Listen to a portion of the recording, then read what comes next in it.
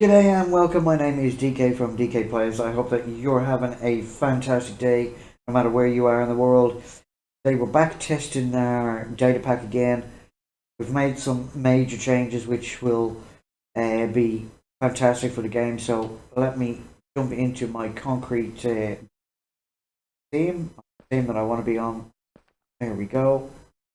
Right, so let me explain to you the things that have changed, right? So the first thing that's changed is there's now no longer a second lobby.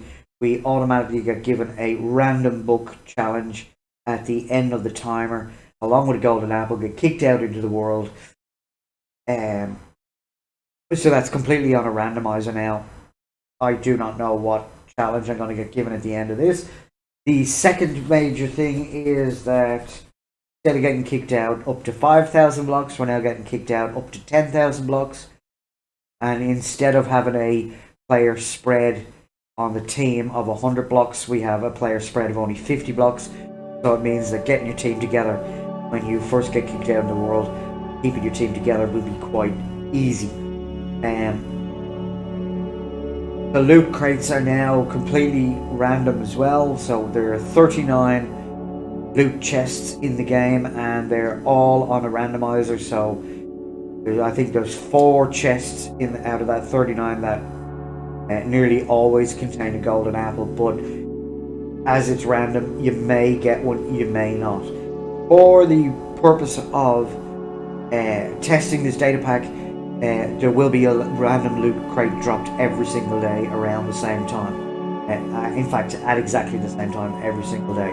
But when the data pack gets changed to be put out in the world, then that'll only happen on day 5, day 10 and day 16. Just to give teams a little bit of a boost partway through the game to regenerate somebody's health if they really need it.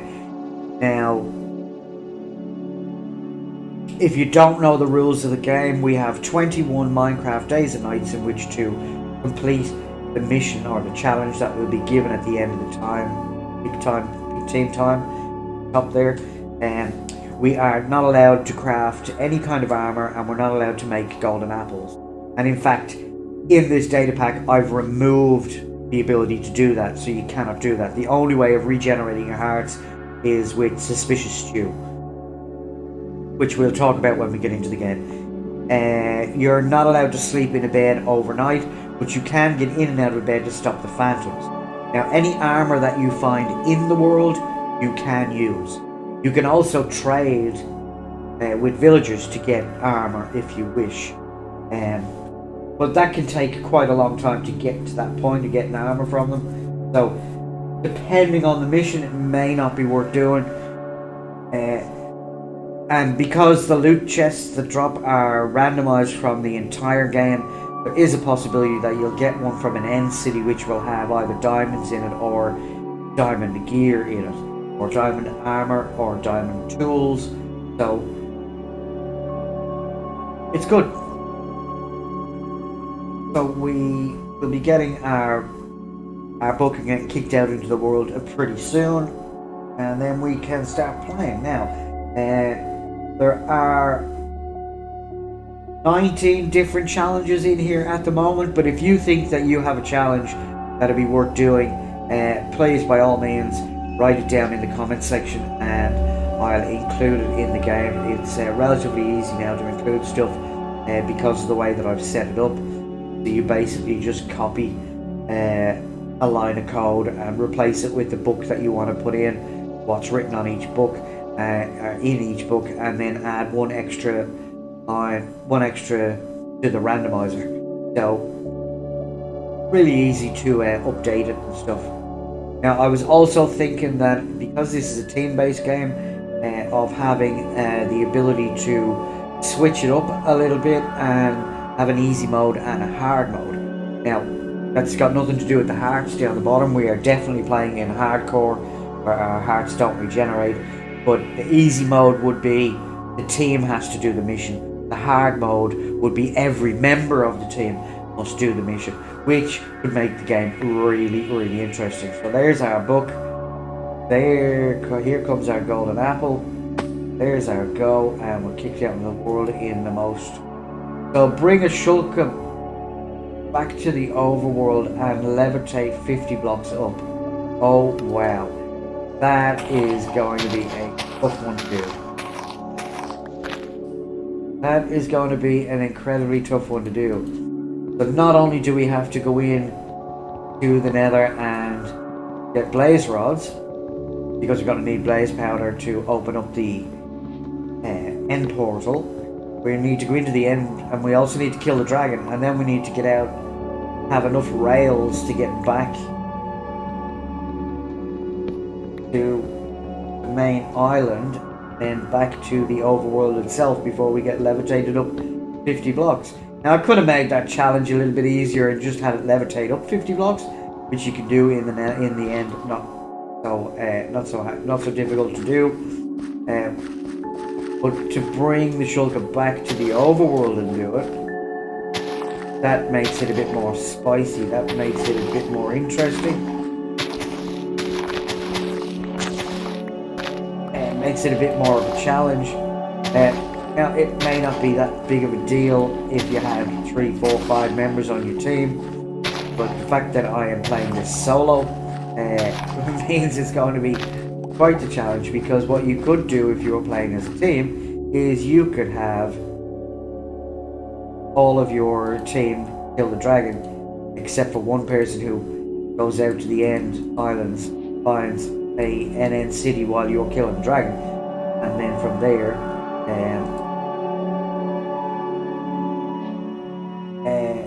you're ahead of the game. But as a single player, that could be quite difficult to do. So I mean, we could get out to the end islands without killing the dragon, but we've got no way of getting back home from the end without killing the dragon, because if we kill ourselves, then we fail our mission. So we can't just pack our stuff up into an ender chest and dive off the side of the end island and come back to the overworld, because, as I said, we're in hardcore mode. We'll end up dying and failing the mission. So we have no choice but to kill the dragon. So just having a look around here to see which possibly the best way to go here.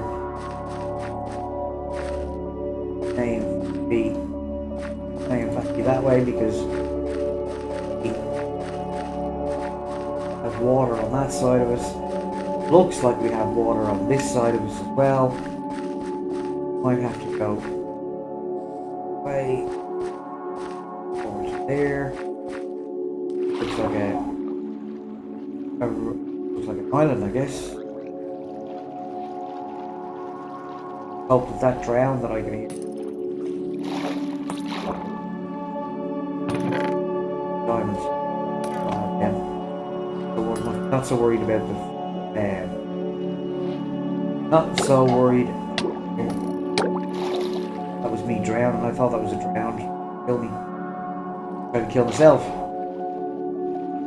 Not so worried about the food in that box. Well, hopefully we'll get some food in the future, but there, we've lost 3 hearts for absolutely no reason. I wasn't paying attention to what I was doing. That can happen so easy. And next thing you know, you're down to no hearts at all, and you're gone, you're dead, and that's it, it's over. So, what we really need to do now is find those mushrooms. This might not be the right biome for red mushrooms. And we also need to find oxide daisies. Hopefully we'll be able to find pretty easy. Grab these as a food source for now.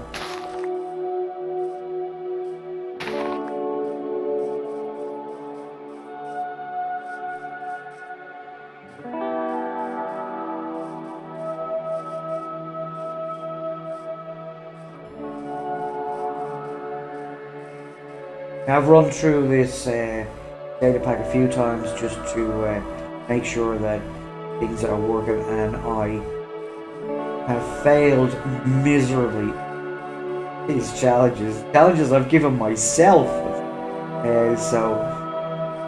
I'm hoping this one will be a little bit better.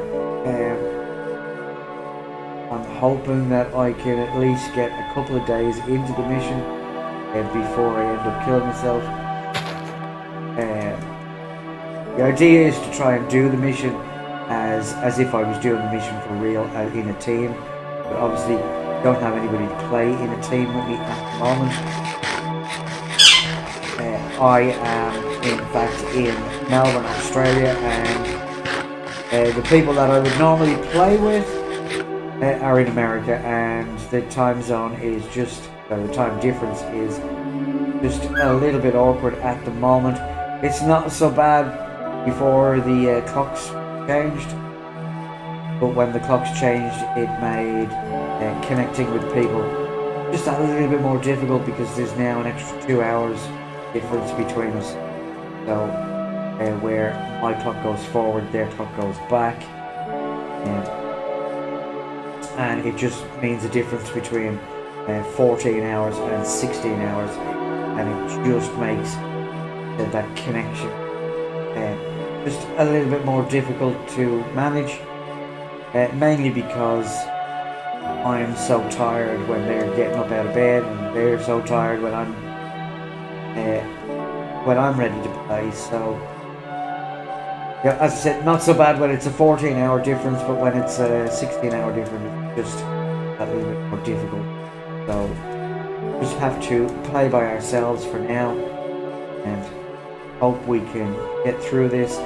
What I am thinking of doing is passing this data pack off to them as soon as I feel that it's ready to be played, and let them play it and let them critique it and get back to me.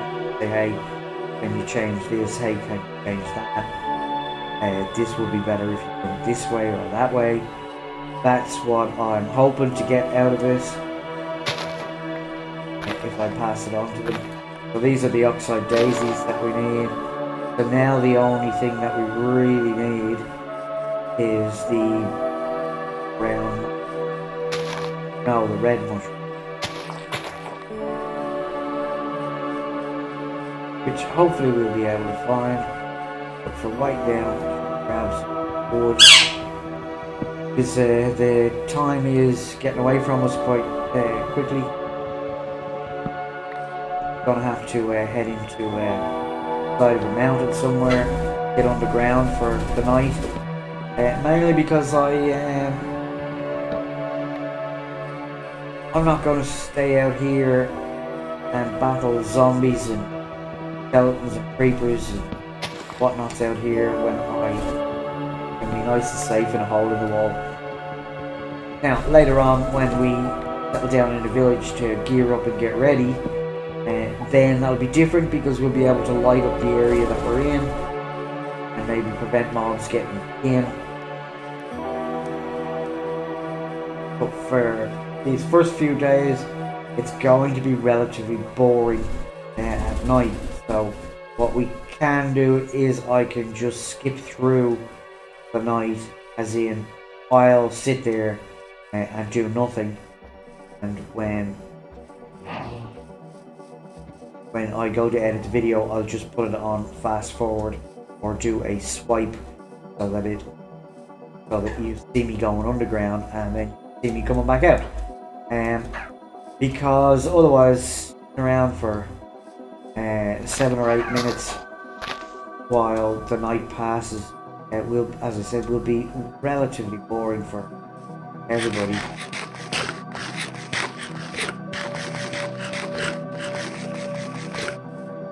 And well, if you really want it boring, you wouldn't be watching videos on YouTube, would you?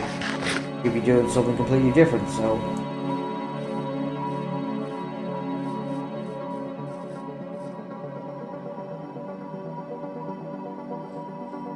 Better bury myself in here. Now, we can cook up some wood and make it into charcoal. We can make some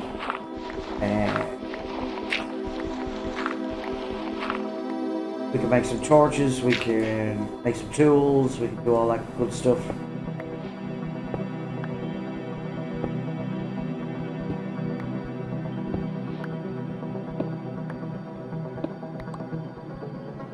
You would not believe how many times I've tried to run this, record videos, and ended up dying at the end of the first day because I stayed outside while it was night time and either got hammered by skeletons or blown up by creepers, attacked by baby zombies. It's so funny. So I've decided that the best policy at the moment is just to hide. So, oh, get down, it's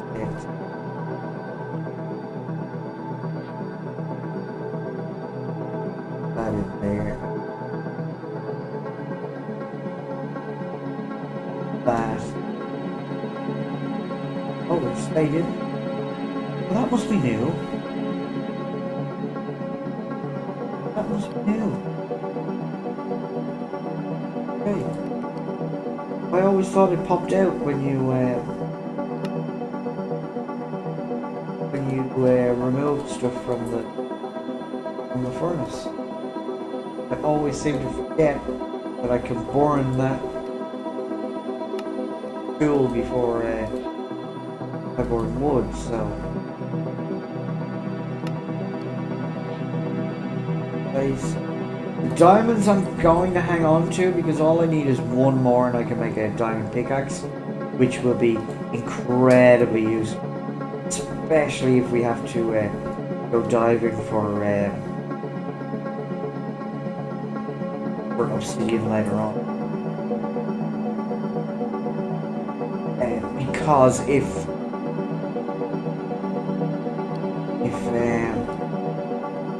in our mission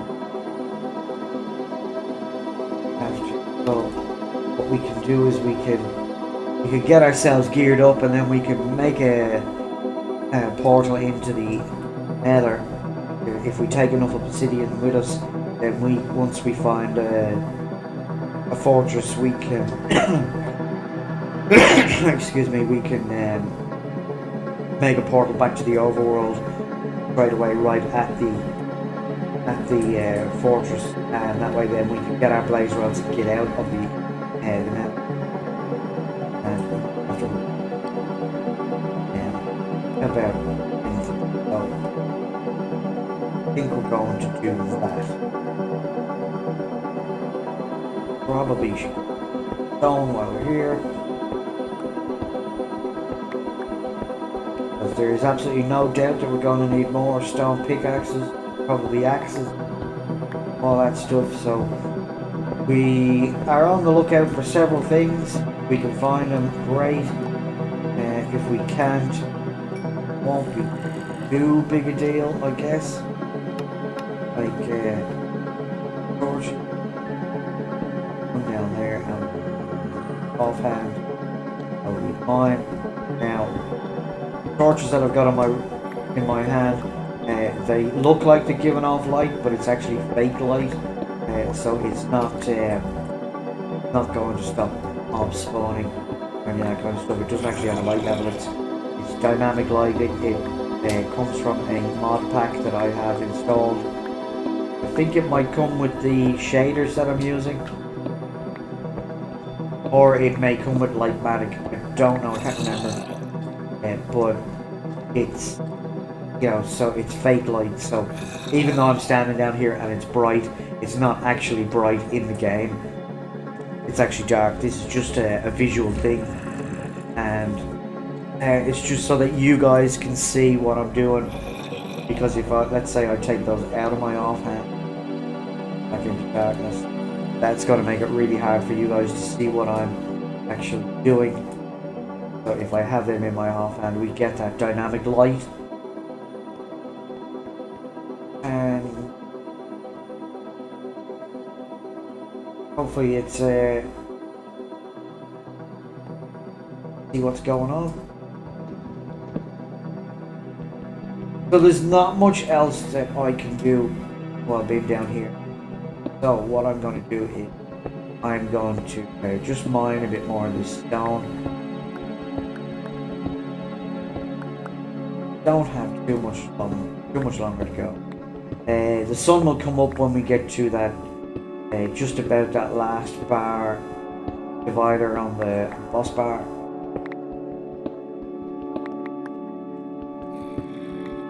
And then we will have maybe about 2 minutes after that when it will be the end of the day.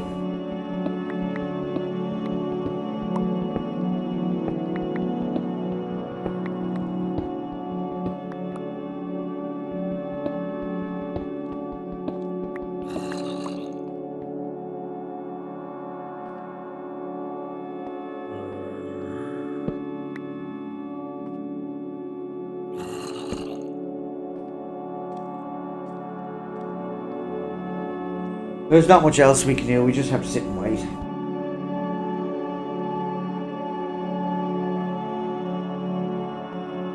Which will actually give me a moment to say that if you're enjoying this kind of content or you would like to have the datapack, then hit me up. I'd really appreciate a like, a subscribe, hit the notification bell. Mainly trying to get to 2,000 subscribers. And I can't do that without your help, of course. And it would be very much appreciated. I've been stuck at just over 1,000 subscribers for about 6 months now, and it is one of those weird things. It kind of went from, I had probably about 30, 40, maybe even 50 subscribers, and then over the course of a month went to 1,000, and then it just slowed right down and stopped again. And then it's taken off a little bit since then, but it's very slow. I'd love to be able to have more subscribers, get these videos out to more people, and then if anybody's got ideas for data packs that they like, I'm open to having a go and try and code them. I'm only about 3, maybe the latest 4 weeks into learning how to program data packs, but I'm really enjoying it. I tried to learn languages when I was growing up, and back in Ireland, so I was born in the 1970s, so in the 1980s I had a Commodore VIC-20 and then a Commodore 64, and I was quite good at BASIC, but then I tried to learn C++ and C++, then C#, then Python, then Java, then JavaScript, and I just could not get a handle on any of them. I would get very frustrated because you spent more time compiling what you'd written, and then it didn't work. And I knew exactly what I wanted it to do, but I couldn't get it to do it. But what I found with these, with the data pack, is that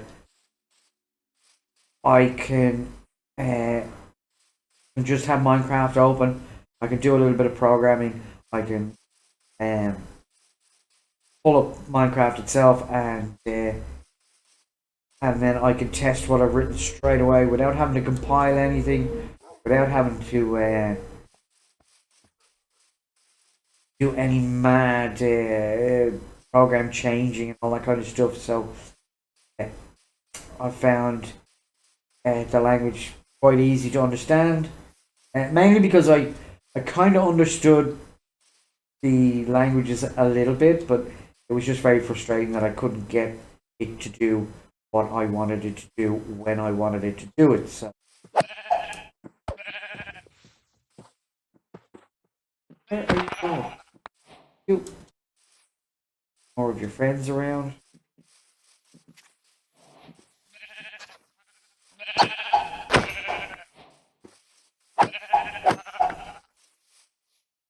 That was it. I'm not seeing any. Okay, so we've hit the end of the day.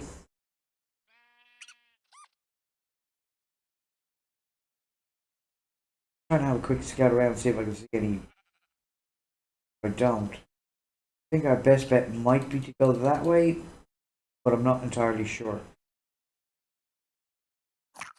But anyway, ladies and gentlemen, that's the day over for me.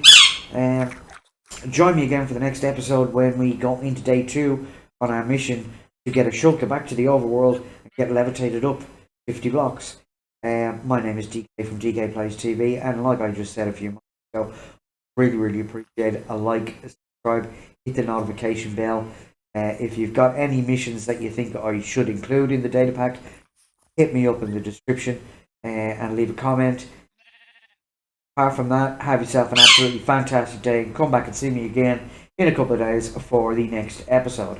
Bye now.